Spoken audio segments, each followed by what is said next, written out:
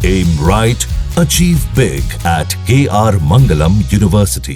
तो सुनील सिंह यादव जी, तो सीधे सीधे बड़ा करना हुआ ना इस मसले को। अगर आप विवाद को खत्म करना चाहते थे तो आप पीड़ित परिवार के साथ खड़े होकर आप कहते कि आप सजा दीजिए उस परिवार को जिसने अमानवीय कृत्य किया।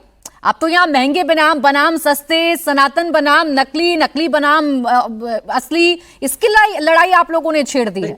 नहीं, इसीलिए प्रायोजित कह रहे हैं बाबा बागेश्वर। देखिए, वो इसलिए कह रहे हैं कि उनका सच सामने आ गया।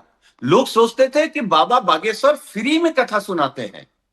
जब माननीय अखिलेश यादव जी ने बता दिया कि तो टेबल के ऊपर, टेबल के नीचे 50 लाख रुपए लेते हैं, तब गरीब को लग रहा, अरे ये तो बाबा पैसे के लिए कथा कह रहे हैं, धर्म के लिए, सनातन के लिए नहीं, ये किसी की आस्था के लिए नहीं कह रहे हैं, अपना बैंक बैलेंस ठीक करने के लिए कथा कह रहे हैं। तो वो उनका धंधा हुआ, वो आस्था नहीं, सुनील जी, अगर आप किसी का नाम लेकर पर्टिकुलरली अगर गंभीर आरोप लगाएंगे तो जाहिर सी बात है आपके पास जानकारी होगी, आपके सोर्सेज बड़े तगड़े होंगे।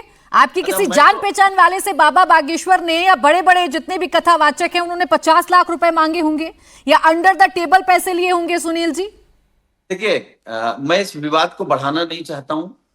हमारे एक साथी हैं जिन्होंने तय किया था 50 लाख पर, उन्होंने 25 लाख रुपए दिए भी, कथा हुई भी नहीं और पैसा वापस भी नहीं आया। लेकिन ये उनका व्यक्तिगत विषय है, हम उस पर नहीं जाना चाहते। हम केवल एक आपके कार्यक्रम के माध्यम से अनुरोध कर रहे हैं बाबा बागेश्वर जी से, धीरेन्द्र शास्त्री जी से, कि आप धर्म के लिए, सनातन के लिए, लोगों को जागरूक करने के लिए कथा करते हैं, चलिए ठीक, तो आप 51,000 रुपए में करिए, 51 लाख में मत करिए। अब देखिए सुनील जी, आपने शुरुआत की कि आप इस विवाद को बढ़ाना नहीं चाहते, लेकिन अपने उत्तर के आखिर में आते आते आपने इसे बाबा बागेश्वर बनाम अखिलेश यादव या बाबा बागेश्वर बनाम समाजवादी पार्टी तो बना ही दिया ना सर।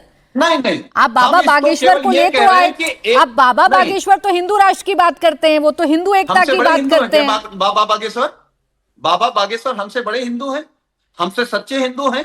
अब सर मैं यहाँ किसी, देखिए मैं यहाँ किसी को सर्टिफिकेट देने नहीं बैठी हूँ कौन कितना बड़ा हिंदू है, ये आप राजनेता तय करते हैं सर। ये आप लोग राजनेता जो होते हैं ना, जो सियासतदान होते हैं, वो ये तय करते हैं कि कौन कितना बड़ा हिंदू है सर। ना मेरे पास कोई पैमाना है सर, ना मेरे पास कोई पैमाना है तय करने का और ना मैं कर पाऊंगी। मैं जवाब ले लेती हूँ अरुण राजभर जी से। अरुण राजभर जी, हाँ जी, मैं तो आपसे केवल अनुरोध कर रहा हूं कि आप अपने कार्यक्रम में ये मत कहिए कि वो प्रचार कर रहे हैं, ये कहिए कि वो धंधा कर रहे हैं। सर मैंने कुछ नहीं कहा, मैंने कुछ नहीं कहा है सुनील जी, मुझे लगता है कि आप थोड़ा ज्यादा सुन ले रहे हैं। मैंने कुछ नहीं कहा, मैंने तो बस बाबा बागेश्वर की बात को कोट किया जैसे आपके नेता की बात को मैंने कोट किया है। मेरा यहाँ कोई पर्सनल व्यू नहीं है, कोई मेरा पर्सनल वक्तव्य नहीं है। हाँ, बस इतना जरूर कह रही हूँ कि मेरे पास कोई पैमाना नहीं है तय करने का कि कौन कितना बड़ा सनातनी या हिंदू है। अरुण राजभर जी, जवाब दीजिए इस बात का। भाई मौका तो मिलेगा ना विपक्ष को, अगर इतनी बड़ी घटना होगी और इस घटना के बाद अगर जातियों वाली जो पिच है वो खुल जाएगी, जातियों वाली पिच तैयार हो जाएगी, तो खुलकर बैटिंग करेंगे अखिलेश यादव, और कर रहे हैं। देखिए, जब झूठ पर आप बैटिंग करेंगे तो पोल खुल जाएगी।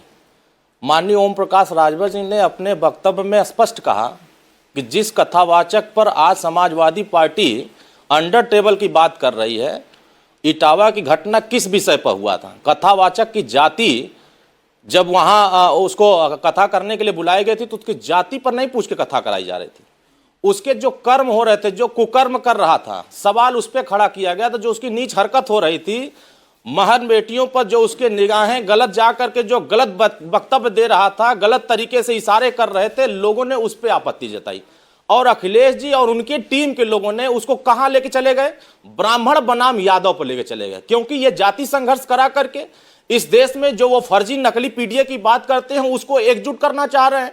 लेकिन अपने 5 साल के कार्यकाल में कितने पीडीए वालों को हिस्सेदारी दिया, भागीदारी दिया, कितना हक हकूक दिया, कितना मान सम्मान किया, ये उसको नहीं बताते हैं। यही तो बात है असली, कि जिस बात को लेकर के ये मुखरता से बोल नहीं पा रहे हैं, अंडर टेबल की बात कर रहे हैं। क्या अखिलेश जी देखने गए थे कि कितना किसको दिया जा रहा है?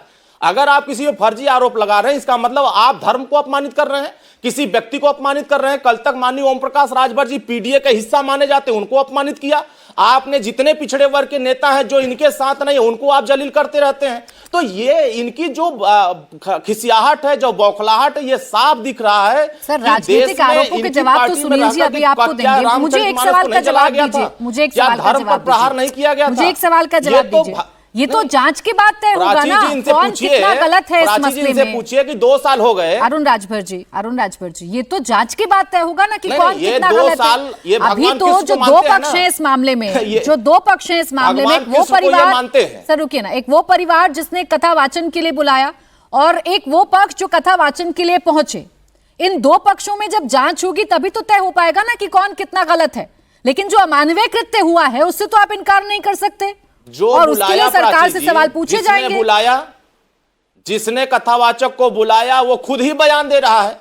ये बयान उसके स्पष्ट आ रहे हैं कि कथा करने पर आपत्ति नहीं हुई थी, उसके व्यवहार पर आपत्ति हुई थी, और उसी व्यवहार के हिसाब से जो उसने नीच हरकत किया था उसी पर लोगों ने आपत्ति जताई, और उस आपत्ति पर समाजवादी पार्टी को, क्या इनके पार्टी नवाब सिंह यादव ने जो प्रदेश में तो एनडीए की सत्ता है ना, क्या उस पे लोगों ने आपत्ति नहीं दर्ज कराई थी? जी, इस प्रदेश में तो एनडीए की सत्ता है ना, इसीलिए तो अगर किसी को आपत्ति है, अगर किसी को आपत्ति है, मैं आपकी बात चलिए 2 मिनट के लिए मान भी लेती हूं कि जाति छिपाई गई, या जो आप आरोपों की बात कर रहे हैं वो आरोप अगर सच भी हैं, तो क्या अधिकार मिल गया किसी को कि आप चोटी काटिएगा, आप अपमानित करिएगा, अमानवीयकृत करिएगा?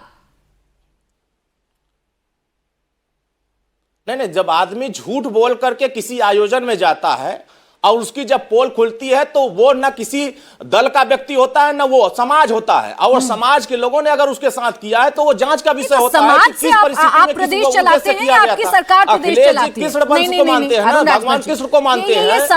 ये समाज उत्तर प्रदेश को चलाता है या आपकी सरकार उत्तर प्रदेश को चलाती है?